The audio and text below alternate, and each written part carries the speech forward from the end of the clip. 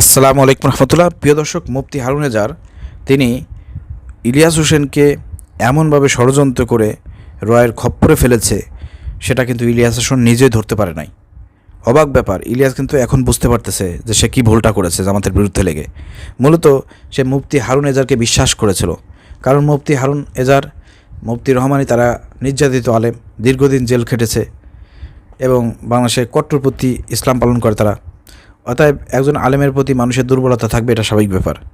ইলিয়াসের মতন একজন এত বড় একজন সাংবাদিক, এত বড় তথ্য সে সংগ্রহ করে, সে ভিডিও উপস্থাপনা করে, এত তথ্য তার কাছে, সেটা বুঝতে পারলো না। সে এটা বুঝতে পারলো না যে মুফতি হারুন এজাররা রয়ের খপ্পরে পড়েছে, আর সেই খপ্পরে ইলিয়াসকেও ফেলানোর প্রচেষ্টা চালাচ্ছে। অলরেডি পড়ে গিয়েছে, সে বুঝতে পারে নাই। খুব সহজেই একজন আলেম কিন্তু মানুষকে ভুল পথে, বিপদগামী পথে পরিচালিত করতে পারে। ঠিক তেমনি জনপ্রিয়তার শীর্ষে থাকা ইলিয়াসকে মাটিতে ফেলে দিলেন মুফতি হারুন এজার। ইলিয়াসের মতন একজন লোক জামাতের বিরুদ্ধে যখন যেসব কথাবার্তা বলেছে, আমির জামাতের বিরুদ্ধে যেসব কথাবার্তা বলেছে, এরপর কি মনে করেন যে জামাত শিবিরের লোকজন ইলিয়াসকে আর সমর্থন করবে, তাকে আর ভালোবাসবে? তার যে জনপ্রিয়তা, তার যে অবস্থান ছিল, সেই জায়গায় কি ইলিয়াস থাকতে পারবে? থাকতে পারবে না। দেখেন, ইলিয়াসের ক্যারেক্টার, ইলিয়াসের আপনার যে ক্যারিয়ার, সেটাও ধ্বংস করে দিল মুফতি হারুন এজার। কীভাবে ধ্বংস করে দিল একটু বিস্তারিত আপনাদের সামনে তুলে ধরবো। যারা ভিডিওটি ওপেন করেছেন শেষ পর্যন্ত দেখবেন, ভিডিওটি শেয়ার করে সবাইকে দেখার সুযোগ করে দেবেন। আলেমদের প্রতি মানুষের একটি অন্ধবিশ্বাস আছে। এই বিশ্বাসকে পুঁজি করে অসংখ্য আলেম সমাজ বহু মানুষকে বিপদগামী পথে আহ্বান করেন। আর এই বিপদগামী পথের অন্যতম প্রমাণ, মহান আল্লাহর দেয়া পথে আহ্বানের নামে যদি কেউ নিজের ভক্ত বানায়, ব্যক্তিগত কাজে ব্যবহার করে, আত্মপ্রচার করে, আর আত্মপ্রচার করা প্রত্যেক আলেমে উলামায়ে সু। হারুন এজারের উপর কারাগারে নির্যাতনকে কেন্দ্র করে সাংবাদিক ইলিয়াস হোসেনের সাথে ব্যক্তিগত যোগাযোগ, আর ইলিয়াস সাধারণত ইসলামপ্রিয় আলেমদের সম্মান করেন এমন গুণাবলীর অধিকারী সম্পূর্ণ, আর এই সুযোগটাই কাজে লাগিয়েছেন মুফতি হারুন এজার। হারুন এজারদের এক ধরনের বাড়াবাড়ি আছে ইসলামকে কট্টরভাবে উপস্থাপনের জন্য, আর এই নিয়ে আলেমরাও তাদের কারণেই যথেষ্ট বিপদে পড়েছেন। একমাত্র আলেম সমাজ বা ইসলামী অনুভূতির কথা চিন্তা করে অন্য আলেমরা মুখ খোলেন না, বরং সহ্য করে যান। চট্টগ্রাম নগরীর লালখান বাজারে হারুন এজারের মাদ্রাসার সিলসিলার সাথে দেখবেন অন্য কওমি ঘটনার সাথে কোনো সম্পর্ক নেই। এরা সরাসরি ইসলামের নামে কট্টর পন্থা অবলম্বন করে সরাসরি বিপদের দিকে আহ্বান করে, অথচ তাদের এমন কোনো প্রস্তুতি বা অন্য ঘটনার আলেমদের সাথে কোনো সুসম্পর্ক নেই। বৃহৎ কোনো ইসলামী সংগঠনও তাদের নেই। এই কট্টরতার বিষয় বারবার তুলে ধরার কারণ হলো, ইলিয়াস ভাই দেশ ছেড়েছেন, অনেক ত্যাগ স্বীকার করেছেন, উনি চরমভাবে ভারত বিরোধী, এটি স্পষ্ট। এদেশের মুসলমান হতে হলে প্রকৃতভাবে আমাদের যা হওয়া উচিত, আর তিনি চরমভাবে আওয়ামী লীগ বিরোধী। তিনি ইসলামকে খুব ভালোবাসেন, ইসলামী দলগুলোকে সাপোর্ট করেন। আর এর মাঝে ইলিয়াস ভাই যা বলেছেন আর হারুন এজার যে বক্তব্য দিয়েছে, তা হুবহু মিলে যায়।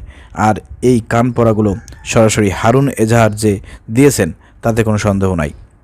ইলিয়াসের বক্তব্য থেকেও স্পষ্ট। আর এভাবেই হারুন এজাহার একজন ব্যক্তিকে দেশের সর্ববৃহৎ ইসলামী দলের বিরুদ্ধে খেপিয়ে তোলেন। ইতিমধ্যে ইলিয়াস জামাতকে নিয়ে করা ভিডিও সহ বেশ কয়েকটি পোস্ট ডিলিট করেছেন। আর হারুন এজাহারের ষড়যন্ত্র সফল হলো না। আর কিন্তু একজন আলেম চাইলে একজন মানুষ কতটা বিপদগামী করতে পারেন, তার অনন্য দৃষ্টান্ত রয়ে গেল। সাংবাদিক ইলিয়াসকে কোথায় নামিয়ে এনেছে, আর ইলিয়াসের মতো একজন উঁচু মানের দেশপ্রেমিককে কোথায় নামিয়ে দিল। ফিরে এসো ইলিয়াস, তোমার শূন্যতা এখন পূরণ হওয়ার নয়, বিপ্লবের হাত ধরে বিজয়কে আরও সামনে এগিয়ে নেও। ইনকিলাব জিন্দাবাদ। এখানে কট্টরপন্থী একটা শব্দ ইউজ করা হয়েছে, যে এই মুফতি হারুন এজাররা তারা ইসলামী রাজনীতি, ইসলামী সমাজনীতি, ইসলামী রাষ্ট্র ব্যবস্থা কীভাবে প্রতিষ্ঠা করতে হবে এবং আন্তর্জাতিকভাবে ইসলাম রাষ্ট্র ক্ষমতায় গেলে পরে তারা কীভাবে আন্তর্জাতিক ইহুদি, খ্রিস্টান, বৌদ্ধ বিভিন্ন ধর্ম অবলম্বী কাফের মুশরিকদের সাথে কীভাবে ডিল করবে, কীভাবে সন্ধি করবে, চুক্তি করবে, এসব বিষয়ে তাদের কোনো জ্ঞান নাই বললেই চলে। যদি থাকতো তারা এই ধরনের কথাবার্তা বলতে পারতো না। তো এরা মূলত ওই আফগানিস্তানের তালেবানদেরকে অনুসরণ করে। তারা মনে করে যে বাংলাদেশে ওই তালেবানদের মতো একদল মুজাহিদ থাকবে, তারা অস্ত্র হাতে পাহাড় পর্বতে ঘোরাফেরা করবে, সেখানে পালন করবে, আর্মিদের সঙ্গে, বাংলাদেশের সেনাবাহিনীর সঙ্গে, বাংলাদেশের রাজনীতিবিদদের সঙ্গে যুদ্ধ করে এদেশে স্বাধীন করে ইসলামী রাষ্ট্র গঠন করবে। এদের ধর্মীয় বিশ্বাস এরকম, এদের চিন্তাচেতনা এরকম। আসলে কি বাংলাদেশ কি এরকমের কোনো পরিবেশ আছে যে পাহাড় পর্বতে গিয়ে মুজাহিদ তৈরি করে অস্ত্র সরবরাহ করে বা সেনাবাহিনীর সাথে যুদ্ধ করে বাংলাদেশ দখল করে ইসলামী রাষ্ট্র গঠন করা, এই ধরনের কোনো সিস্টেম, এই ধরনের কোনো পরিবেশ বাংলাদেশে আছে? আর সবচেয়ে বড় কথা হলো, এই ধরনের কোনো সিস্টেম কি ইসলামে আছে? ইসলামে আছে? রাসূল সাল্লাল্লাহু আলাইহি ওয়াসাল্লামের জীবন কী বলে? রাসূল সাল্লাল্লাহু আলাইহি ওয়াসাল্লাম মক্কা থেকে যে মদিনায় গেলেন, মদিনায় গিয়ে কি মদিনাবাসীর সঙ্গে যুদ্ধ করে তিনি কি রাষ্ট্র গঠন করেছেন? ক্ষমতা তিনি প্রধানমন্ত্রী হয়েছেন কি ইসলামী রাষ্ট্র গঠন করেছেন যুদ্ধ করে? না। আপনি চিন্তা করে দেখেন, রাসূল সাল্লাল্লাহু আলাইহি ওয়াসাল্লামের পথ অনুসরণ করতেছে একমাত্র বাংলাদেশে বাংলাদেশ জামাত ইসলামী। মিলাই দেখেন আপনি, রাসূল সাল্লাল্লাহু আলাইহি ওয়াসাল্লাম মক্কা থেকে মদিনায় গিয়েছেন, তার সঙ্গে সাহাবে আকরাম রাদিয়াল্লাহু তাআলা আনহু সফর করেছেন, তারা হিজরত করেছেন মাত্র 300-400 হায়েস্ট। সব টোটাল মিলিয়ে ওই মদিনায় কয়েকশো আর 300 গেছে, প্রায় 400-500 ধরলাম। মদিনার রাষ্ট্রে তখন প্রায় 2000 থেকে 3000 জনসংখ্যা ছিল, তার মধ্যে 200-300 মাত্র, 300-400 হচ্ছে মাত্র মুসলমান। তাহলে আপনি চিন্তা করে দেখেন, এই 300-400 কীভাবে এত হাজার হাজার ইহুদি খ্রিস্টানদের মাঝে কীভাবে একটি ইসলামী রাষ্ট্র গঠন করলেন? তাদের সঙ্গে যুদ্ধ করে, ঝগড়া বিচার করে, তাদেরকে হত্যা করে? না, সেখানে সবার ঐকমত্যের ভিত্তিতে সবাই রাসূল সাল্লাল্লাহু আলাইহি ওয়াসাল্লামকে ভোট দিলেন, সমর্থন করলেন যে হ্যাঁ আপনি রাষ্ট্রপ্রধান হন, আপনার কথা অনুযায়ী এই দেশ চলবে, আমরা এখানে সব কিছু করব। দেখেন সবাই সমর্থন করেছে রাসূলকে, রাসূলের চরিত্র দেখে, রাসূলের সব কিছু দেখে কাফের মুশরিকরা রাসূলকে সমর্থন করেছেন, ভোট দিয়েছেন। ওই সমর্থনকেই বলা হয় ভোট। সেটা পেয়ে রাসূল সাল্লাল্লাহু আলাইহি ওয়াসাল্লাম ইসলামী রাষ্ট্র গঠন করেছেন। টু সেম বাংলাদেশে আমরা বাংলা জামাত ইসলামী সবার সমর্থন চাচ্ছেন, সবার ভোট চাচ্ছেন। সবার সমর্থন না পেলে কি জামাত ইসলাম ক্ষমতা যাইতে পারবে? সম্ভব না। হিন্দুদের, কাফের মুশরিকদেরও তো সমর্থন লাগবে, ভোট লাগবে। রাসূল যেভাবে সমর্থন নিয়েছেন তাদের, বাংলা জামাত ইসলামের লাগবে। এই জন্য জামাত ইসলাম হিন্দুদের মধ্যে ভিন্ন ধর্মাবলম্বী যারা আছে তাদের সাথে মত বিনিময় থেকে শুরু করে সব কিছু করতেছেন। এটা তো একটা পজিটিভ বিষয়, ইসলামের জন্য এটা করা হচ্ছে। এখন এদের মধ্যে যদি কিছু ষড়যন্ত্রকারী থাকে হিন্দুদের মধ্যে, অন্যান্য ধর্মের মধ্যে, এটা থাকবে। রাসূলের সময় কি ছিল না? কাফের মুশরিকরা সবাই কি রাসূল সাল্লাল্লাহু আলাইহি ওয়াসাল্লামকে মেনে নিয়েছে? উপর দিয়ে মেনে নিলেও তলে তলে কিন্তু অনেকে ষড়যন্ত্র করেছে। তাদের ব্যাপারে রাসূল সাল্লাল্লাহু আলাইহি ওয়াসাল্লাম অবগত ছিলেন। আব্দুল্লাহ বিন উবাই সম্পর্কে রাসূল সাল্লাল্লাহু আলাইহি ওয়াসাল্লাম অবগত ছিলেন। অনেক আরও মুনাফিক, অনেক কাফের মুশরিকদের প্রতি রাসূল সাল্লাল্লাহু আলাইহি ওয়াসাল্লাম অবগত ছিলেন।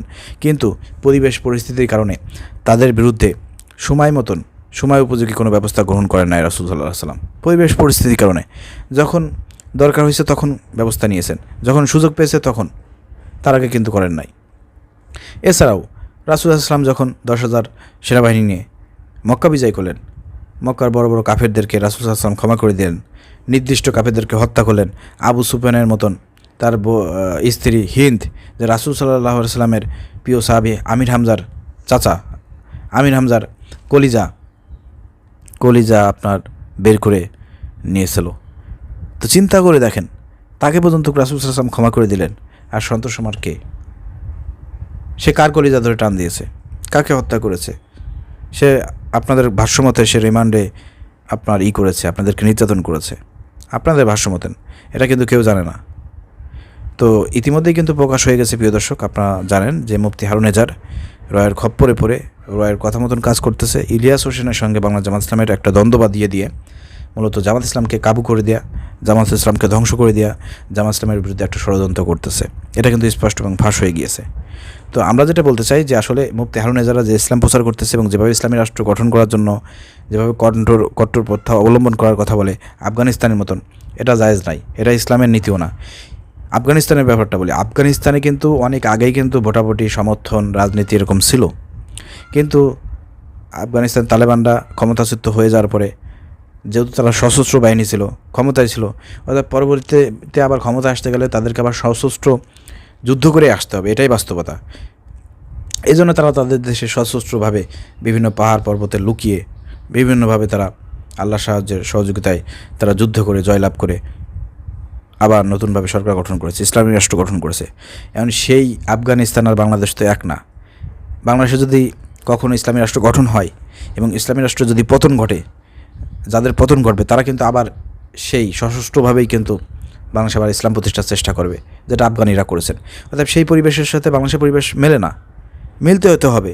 সব জায়গায় তো ইসলাম আপনি একভাবে দেখলে হবে না, পক্ষান্তরে নিয়ম মাফিক আপনাকে ইসলাম পালন করতে হবে। আপনি সেটা না করে আপনি কিভাবে কি করতে চান? আপনি লোকদেরকে উস্কাই দিতে চান ভারতের বিরুদ্ধে। ভারত আমাদের বন্ধু রাষ্ট্র। রাসূল সাল্লাল্লাহু আলাইহি ওয়াসাল্লাম তার মদিনা রাষ্ট্রকে টিকিয়ে রাখার জন্য কাফের মুশরিকরা যাতে বিনা কারণে আক্রমণ না করে, মক্কাবাসীরা আবু জাহেলরা যাতে বিনা কারণে আক্রমণ না করে, এই জন্য কাফেরদের সঙ্গে চুক্তি করেছেন, সন্ধি করেছেন, কূটনীতিকভাবে তাদের সঙ্গে আপনার দেশ পরিচালনা করেছেন। যখন চুক্তি ভঙ্গ করেছেন তখন যুদ্ধ করেছেন। তো আপনি সেগুলো করবেন না, আগে চুক্তি করবেন না আপনি। তো সেই চুক্তির পথে গেলে পরে আপনার বলেন যে দালাল হয়ে গেছে, এ হয়ে গেছে, সে হয়ে গেছে।